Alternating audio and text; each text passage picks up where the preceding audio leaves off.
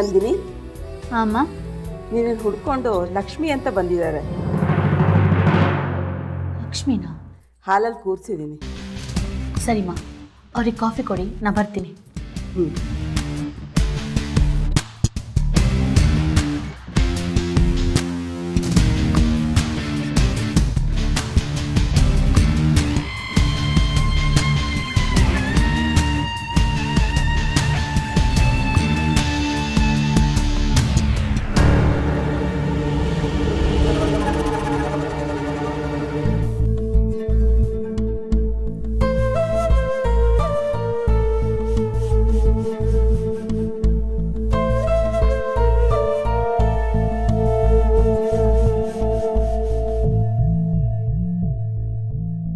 ನೀವೇ ನಮ್ಮನೇಲಿ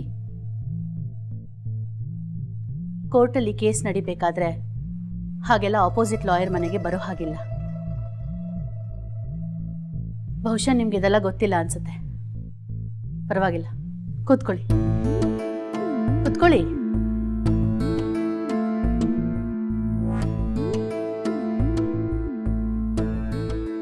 ಹೇಳಿ, ಏನ್ ಬಂದ ವಿಷಯ? ಮೇಡಮ್, ನನ್ನ ಕ್ಷಮಿಸಿ. ನಾನಿಲ್ಲಿಗೆ ಬರಬೇಕೋ ಬರಬಾರ್ದೋ ನನಗೆ ಗೊತ್ತಿಲ್ಲ. ಆದರೆ ನನಗೆ ಗೊತ್ತಿರೋದು ಒಂದೇ, ನನ್ನ ಗಂಡ ನಿರಪರಾಧಿ, ಅವ್ರು ಏನೂ ತಪ್ಪು ಮಾಡಿಲ್ಲ ಅಂತ. ಲಕ್ಷ್ಮಿ ಅವರೇ, ಅದೆಲ್ಲ ಕೋರ್ಟಲ್ಲಿ ಪ್ರೂವ್ ಆಗುತ್ತೆ. ಹೀಗೆ ಅದನ್ನೆಲ್ಲ ನೀವು ನನ್ನ ಹತ್ರ ಬಂದು ಹೇಳಬಾರ್ದು. ಇದು ಅಫೆನ್ಸ್ ಆಗುತ್ತೆ. ಮೇಡಮ್, ನಾನಿಲ್ಲಿ ಒಬ್ಬ ಲಾಯರ್ ಜೊತೆ ಮಾತಾಡೋದಕ್ಕಿಂತ ಹೆಚ್ಚಾಗಿ ಒಬ್ಬ ಹೆಣ್ಮಕ್ಳ ಜೊತೆ ಮಾತಾಡಬೇಕು ಅಂತ ಬಂದಿದ್ದೀನಿ. ನೀವಿದನ್ನು ಅರ್ಥ ಮಾಡ್ಕೋತೀರ ಅನ್ನೋ ನಂಬಿಕೆ ಮೇಲೆ ಬಂದಿದ್ದೀನಿ.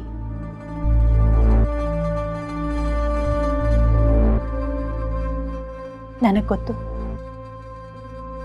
ನೀವು ನಿಮ್ಮ ಮಾವನವ್ರ ವಿರುದ್ಧ ವಾದ ಮಾಡ್ತಾ ಇದ್ದೀರಾ ಅಂತ.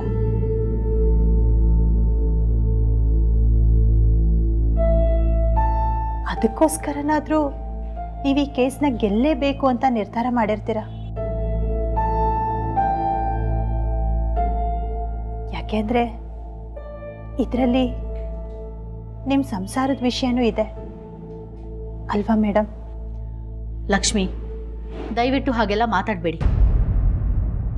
ಇಲ್ಲ ಮೇಡಮ್, ಅವಳಿಗೆಲ್ಲ ಗೊತ್ತಿದೆ. ಅವಳಿಗೆಲ್ಲ ಗೊತ್ತಿದೆ ನನ್ನ ಗಂಡನ ಮದುವೆ ಆಗಿದ್ದಾಳೆ. ಹೆಚ್ಚು ಹೆಚ್ಚಿಗೂ ನಾಟಕ ಮಾಡ್ತಿದ್ದಾಳೆ. ಸುಳ್ಳು ಸಾಕ್ಷಿಗಳನ್ನ ಹುಟ್ಟಾಕಿ ಏನು ತಪ್ಪು ಮಾಡದೇ ಇರೋ ನನ್ನ ಗಂಡನ ಸಿಕ್ಕಾಕಿಸ್ತಾ ಇದ್ದಾಳೆ.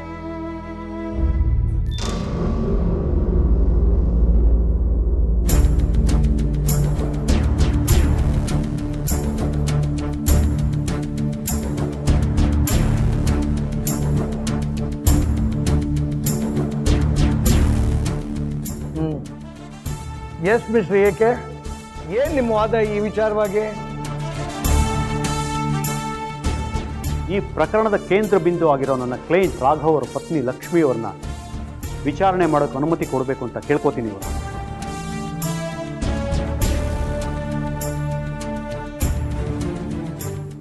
ಪ್ರೋಸಿ.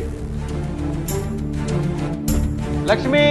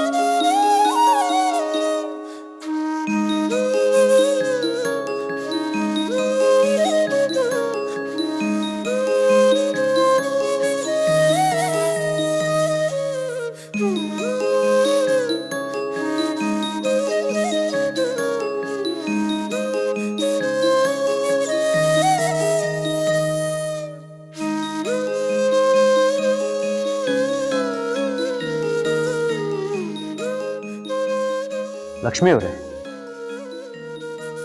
ನಿಮ್ಮ ಮತ್ತು ರಾಘವ್ ಅವ್ರ ಮದುವೆಯಾಗಿ ಎಷ್ಟು ವರ್ಷ ಆಯಿತು? 16 ವರ್ಷ ಆಯಿತು. 16 ವರ್ಷ ಆಯಿತು. ಹಾಗಾದ್ರೆ ರಾಘವ್ ಅವರು ಇತ್ತೀಚೆಗೆ ಮೀರಾ ಅವ್ರ ಮದುವೆ ಆಗಿರೋ ವಿಚಾರ ತಮಗೆ ಗೊತ್ತು ಅಂತ ನಾನು ಭಾವಿಸ್ತೀನಿ. ಗೊತ್ತಿತ್ತು.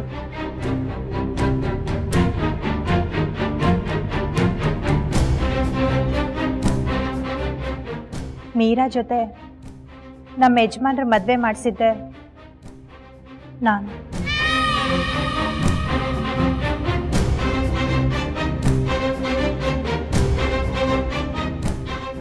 ನೀವೇ ಯಾಕೆ ನಿಂತು ಮದುವೆ ಮಾಡಿಸಿದ್ರಿ ಅಂತ ಕೇಳ್ಬಹುದಾ?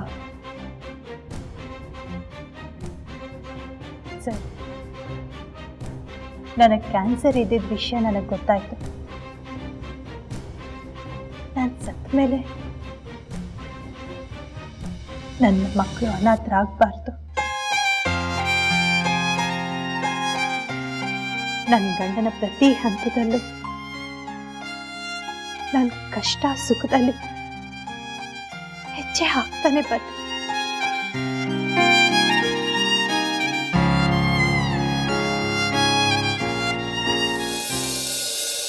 ನಾನು ಹೋದ್ಮೇಲೆ ನನ್ನ ಗಂಡ ಒಂಟಿ ಆಗ್ಬಾರ್ದು ಅಂತ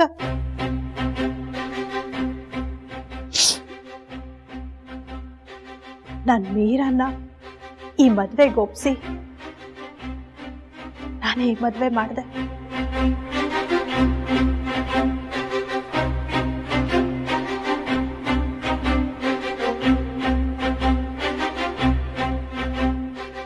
ಆದರೆ ನಿಮಗೆ ಕ್ಯಾನ್ಸರ್ ಇದ್ದಿದ್ದೇ ಸುಳ್ಳು ಅಂತ ಮೀರಾ ನಿಮ್ಮ ಮೇಲೆ ಆಪಾದನೆ ಮಾಡ್ತಾ ಇದ್ದಾರೆ. ಇದಕ್ಕೆ ನೀವೇನು ಹೇಳ್ತೀರಿ? ಇಲ್ಲ ಸರ್, ಇಲ್ಲ. ನನಗೆ ಕ್ಯಾನ್ಸರ್ ಇದೆ ನಿಜ. ನಾನು ಹೆಚ್ಚು ದಿನ ಬದುಕಲ್ಲ ಅಂತ ನನಗೆ ಗೊತ್ತಾದ್ಮೇಲೆ ನಾನೇ ನನ್ನ ಗಂಡಂಗೆ ಇನ್ನೊಂದು ಮದುವೆ ಮಾಡಿಸ್ಬೇಕು ಅಂತ ನಿರ್ಧಾರ ಮಾಡಿದೆ.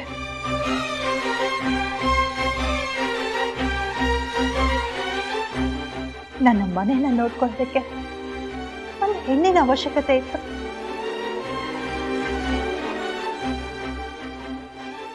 ನನ್ನ ಮಕ್ಕಳನ್ನ ನೋಡ್ಕೊಳ್ಳೋದಕ್ಕೆ ಒಂದು ತಾಯಿ ಅವಶ್ಯಕತೆ ಇತ್ತು.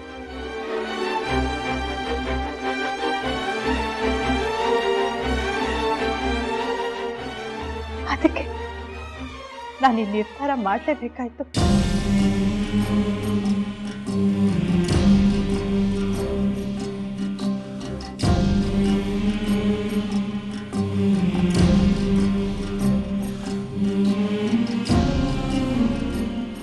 ಸರಿಮ್ಮ, ಈಗ ನಿಮಗೆ ಕ್ಯಾನ್ಸರ್ ಇದೆಯಾ? ಇಲ್ಲ ಸರ್, ಈಗ ವಾಸಿ ಆಗಿದೆ.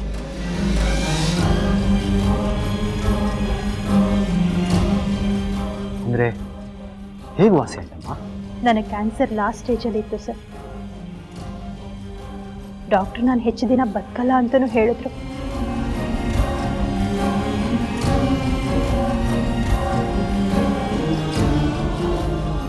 ಅದನ್ನು ನನಗೆ ನಂಬೋಕೆ ಆಗಲಿಲ್ಲ. ಆಗ ನಾನು ಏನು ಮಾಡಬೇಕು ಅಂತಲೂ ನನಗೆ ಗೊತ್ತಾಗ್ತಿಲ್ಲ. ಆದರೆ ಪವಾಡ ಅನ್ನೋ ಹಾಗೆ ಆ ಸಾಯಿನಾಥನ ದಯೆಯಿಂದ ನನ್ನ ಕ್ಯಾನ್ಸರ್ ಗುಣ ಆಯಿತು. ನೀವು ಏನು ಹೇಳ್ತಾ ಇದ್ದೀರಾ ನನಗೊಂದು ಅರ್ಥ ಆಗ್ತಿಲ್ಲ. ಆದರೆ ನನಗೆ ಚೆನ್ನಾಗಿ ಅರ್ಥ ಆಗ್ತಾ ಇದೆ ಲಕ್ಷ್ಮಿ ಅವರೇ. ನೀವು ನಿಮ್ಮ ಕಥೆಯಲ್ಲಿ ಕಟ್ಟಿ ಹೇಳಿದಂತ ಗುರುಗಳು ಇಲ್ವೇ ಇಲ್ಲ. ಅವರ ಅಸ್ತಿತ್ವನೇ ಸುಳ್ಳು. ಇಲ್ಲ ಮೇಡಮ್, ನನ್ನ ನಂಬಿ.